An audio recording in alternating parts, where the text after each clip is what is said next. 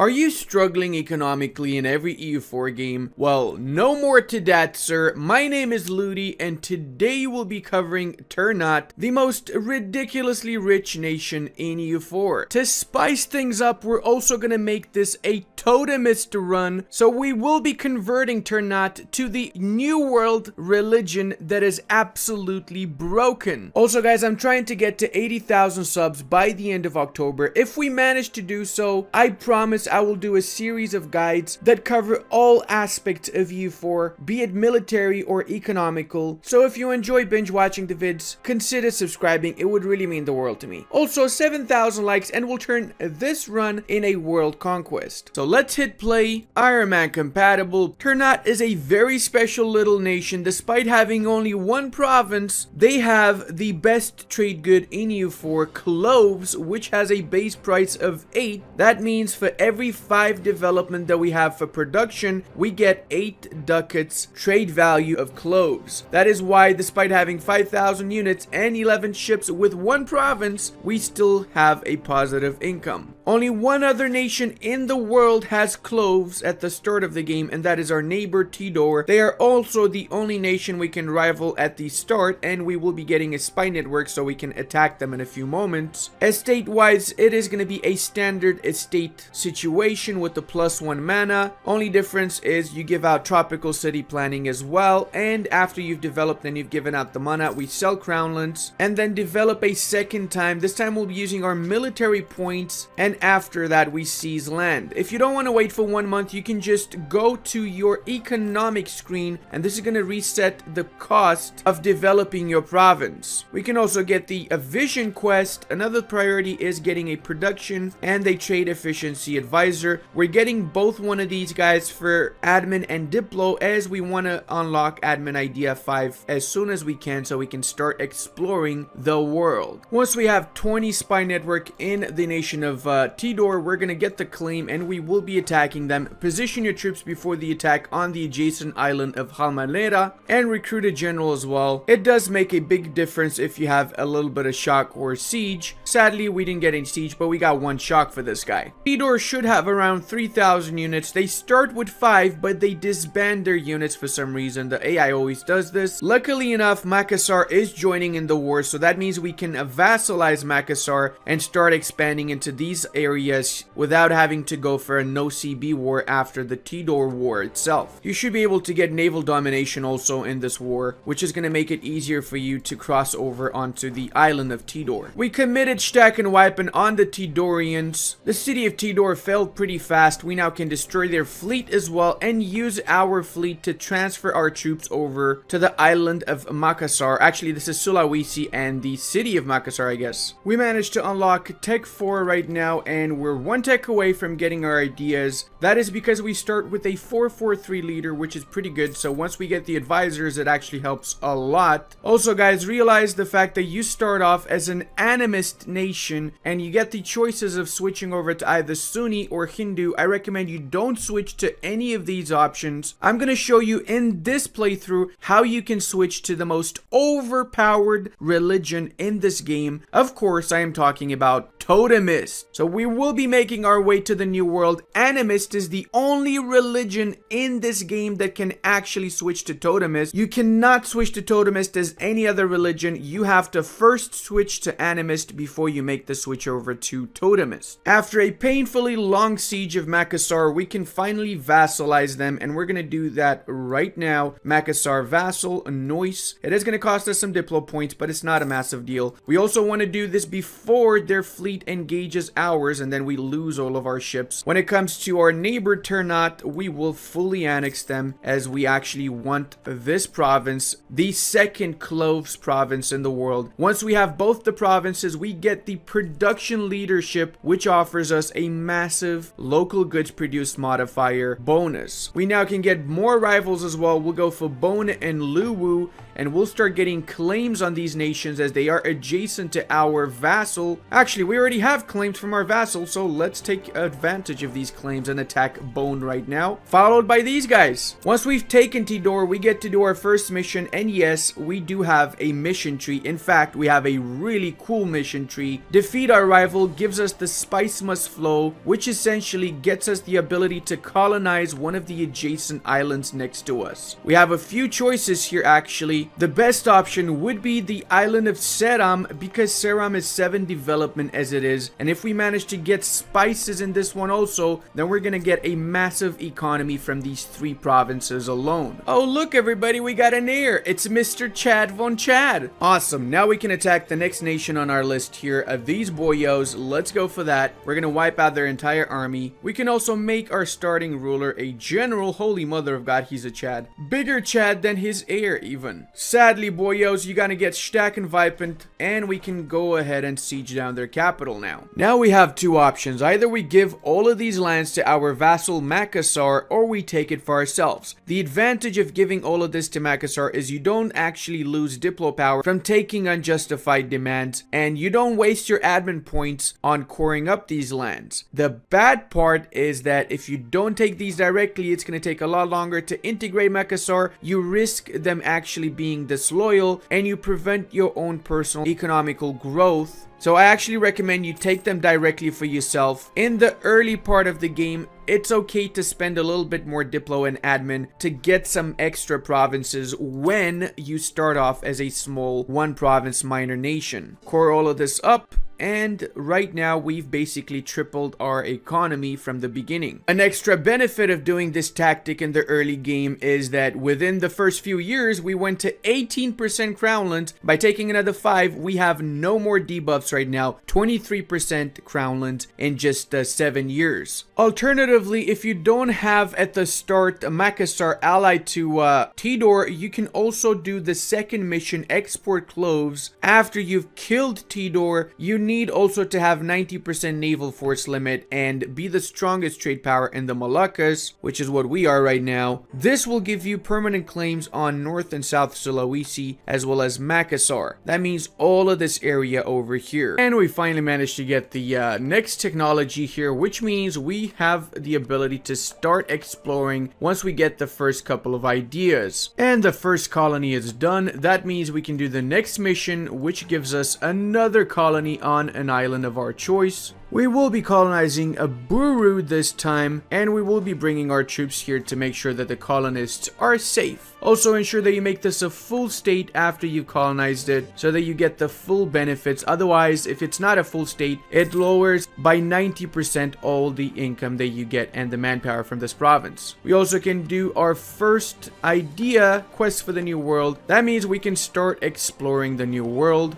We're going to set 3 ships apart so we can use these 3 ships to explore. We got the mana points, so let's get this guy over here. We can assign him to explore the Southwest Pacific and all of these areas. Once we colonize into the North more and we get cores in those areas, we can explore the Northern Pacific also. We've gotten our first colonist and we have started colonizing the province of Bicol. If you want, you can always kill the natives in Bicol or whatever other parts of the Philippines you might be going for. I don't recommend that you kill the natives in these areas, as you want to take full advantage of the production bonuses that you get once you colonize with the natives around. We're getting 105 a year now. This is massive in the province of Buru without even getting a colonist there. We've invested a lot of our points so we can spawn in the Renaissance in the province of Tidor. You can spawn it either in Ternate or Tidor, whichever you want is fine. That means we can embrace the Renaissance, and thus it's going to be a lot cheaper getting future technologies. Another colony is self-sustainable in the Spice Islands. That means another expansion, of course. This time we can go for the island of Sula, which, as all of my Romanian buddies in the chat know, Sula is the best name for an island. Bicol has finished colonizing. It is now an integral part of our country, and we started colonizing both Guam as well as this particular province in Taiwan. We've actually killed off all the natives, and what we're gonna do next is is the most nine-head move ever. We are going to be Nossi being Ainu. Apparently, Ashikaga would not join into this, so that's actually pretty good. Let's go for it. Should be a fairly easy war. We have way more troops than Ainu has and even a much bigger fleet. But we do have to assemble the fleet, make sure that they are all in one place. We need naval superiority before we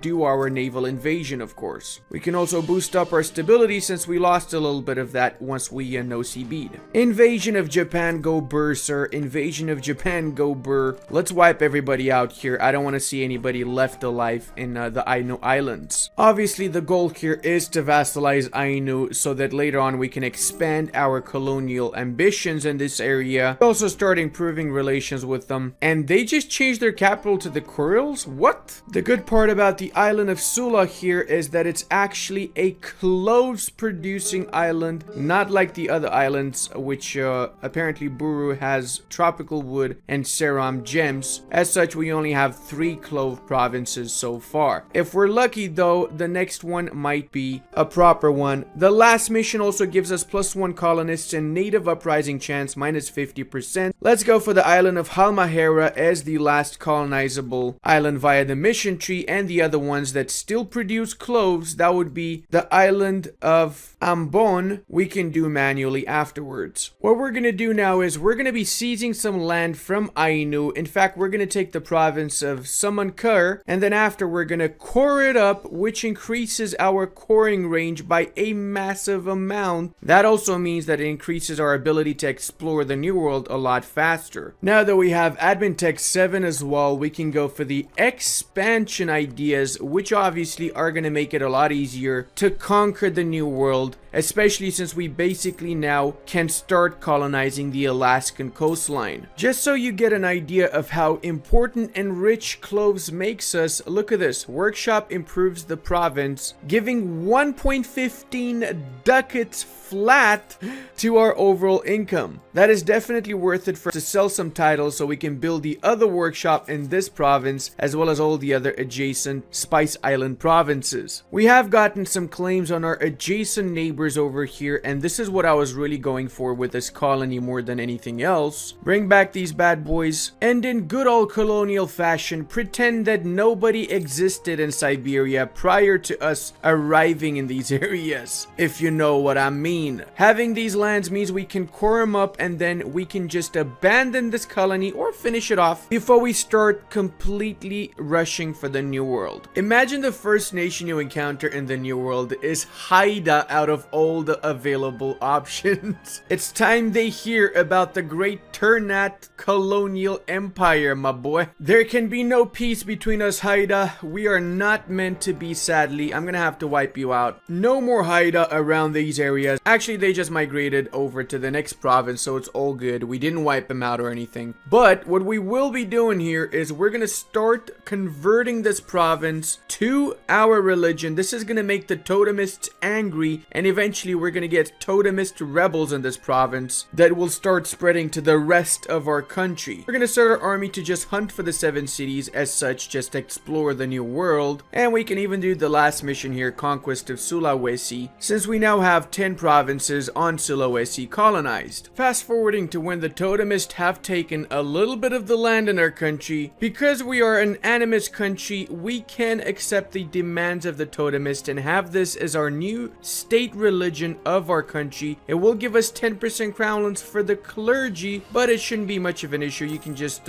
grab some more crownlands afterwards for yourself. And as a totemist nation, we have the most insane ancestors. Look at this guy over here. 30 settlers alone is a massive deal. Make sure you get all of the decisions here available to you. And we also managed to fill up both of the exploration and expansion ideas. So with the extra 20% that we'll get in a while, we are basically getting 130 colonists a year. Within just a few islands in Sulawesi here, we have a bigger economy than pretty much anybody else in the world, and we need to take advantage of that. After all, we also have the strongest religion in the world. I also want to be able not to form colonial nations, so I want to directly own the land in the New World. There is a few ways I can do that. I'm actually going to choose the easy way. So we're going to start by first off getting a colony in Australia. Australia, and I'm also going to start getting a claim on these guys so I can attack them whilst my colony is getting built. I'm going to bring over my troops over here so I can prepare for the invasion of the Aboriginals. Alright, ladies and gents, it's time for Operation Kill the Aussies, yo! Crikey, it appears you're about to get stuck in vaping, eh? Alright, now the cringe is over, and so are these boyos over here. They are no longer in existence. We're gonna core them up. Once the colony of Australia forms, we're gonna have a very special situation. And the lands of Upside Down have started colonizing all by themselves. This is our first colony, and we'll let them do their thing whilst we finish colonizing the rest of the Indonesian archipelago here. We have a massive amount of colonists. We are getting 170 a year. This is double what the Portuguese are getting, and 37% settler chance. This is massive, guys. Ternate is literally the best colonial nation in the game. One of the coolest flavor events in the game, once you get the province of Halhamera, you get the sacred caves until the end of the game, which offer even more events to come. For example, this one can give my leader a 1 admin increase. One of the very few events that actually increases your leader's mana points. I feel like the only thing missing from Ternate is them having their own specific achievement, which right now they don't have, but maybe in future patches. So within the first 80 something years, we managed to go from an OPM, remember that guys, 1 province miner, to getting 140 total income a month with our full land force limit almost. And guess what? Because of our leaders, we managed to get another 20 global settler increase, 10 discipline, goods produced modifier, and we are eventually going to get idea cost and advisor cost reduction. Or we can just stack some of these up, such as the goods produced, which is why we are getting 8 production ducats from Ternate and 6 from Tidor alone, with 46 in trade from the Moluccas, basically this area over here. So if we want to switch over to Australia, obviously the first things we will do is we're going to sell titles to get all the cash we need, and then we're going to send all of this cash over to Australia. So let's send the Australians a massive gift of 3,050 ducats, and let's start giving them all of the adjacent provinces that they can receive from us. Alrighty, finito Mussolini. Now we've given the Australians all the provinces that we have. We haven't deleted our armies, but that's not actually an issue. Remember to change your capital first to another province before you transfer it over to the Australians. I managed to change mine to Kamchatka. The reality is you can actually give them even the New World provinces as long as you have adjacency. So for example, if I manage to get Okinawa, these parts over in Kyushu, and work my way through here all the way north and across the Bering Straits, I actually could have given all of the provinces that I had. But this is gonna have to do for now. We will click on release one of your colonial subjects, click on upside down, play as the released subject, send, and Daria go boys. We now have a massive empire, and whatever we colonize is ours to keep. Sadly, the ancestors are very different now, so we gotta go for new ones and waste some extra diplo points for that, but we can choose to be a republic. So if we do decide to be a republic, we're gonna get a new leader every few years, which essentially means we can fill this up within just a few years. We also get the choice to form Australia, but if you do this, you lose your cores on everything outside of the Oceanian subcontinent, so I recommend that you do not do it right now. Also, make sure you do not click convert to Islam or Indic faith, otherwise you will lose the amazing totemist religion that you have. We're gonna pay off whatever loans we have, and we're gonna make all of these bad boys full states to get all the advantage that we can get in this run. Remember to leave a like, 7,000 likes, and we'll do a second part for this video. And check out my awesome Cherokee guide right over here. I'm really sure you're gonna enjoy that one. And I want to give a very big thank you to all of my channel members, Patreon members, as well as my Twitch supporters. I really wouldn't be able to do this without all of your support. You guys are absolutely amazing.